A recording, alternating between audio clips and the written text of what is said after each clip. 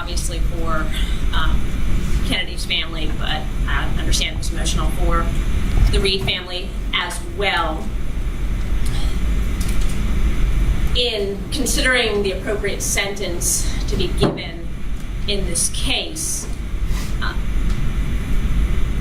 the state has talked a lot about motive and why Mr. Reed may have chased after the person who allegedly robbed him, why he may have fired that gun out into traffic.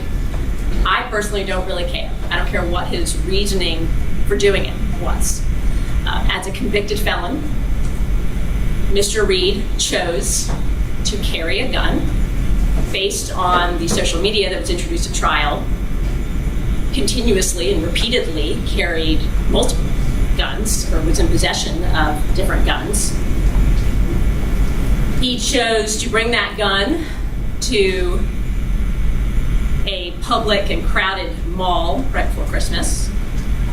He chose to respond to the alleged robbery, not by getting law enforcement involved and taking the appropriate actions, but by chasing after the alleged robber with all of his friends and firing that gun out to a crowded city street. And that bullet is what resulted in Kennedy's death. Up until today, Mr. Reed has shown no remorse whatsoever. Based on the evidence that came out at trial, he showed no remorse after he found out that his actions of firing that gun into traffic resulted in Kennedy being injured and eventually dying. Instead, he responded by trying to get rid of that gun and then trying to get another gun. Immediately. He showed no remorse during trial. He showed no remorse after even being convicted, when his grandmother on the phone with him made threats to commit very egregious acts of violence in this courtroom during sentencing, and he responded by laughing on the phone. Up until today, there's been nothing.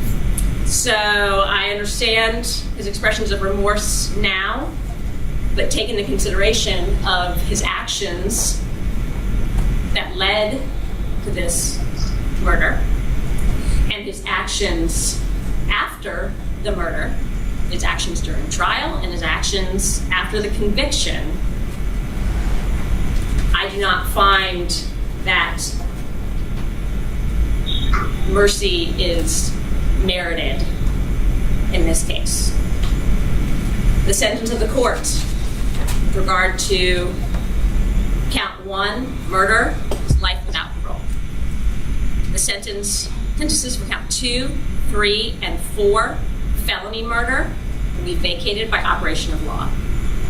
The sentence for count 5, aggravated assault with a deadly weapon, will merge into count 1.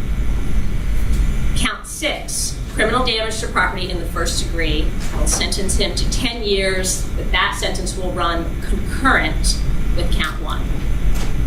Count 7, possession of a firearm during the commission of a felony, 5 years consecutive to count 1.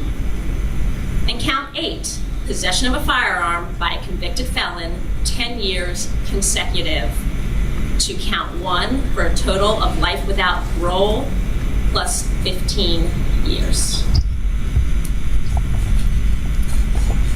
Is there anything further from the state? No, Your Honor. Anything further from the defense?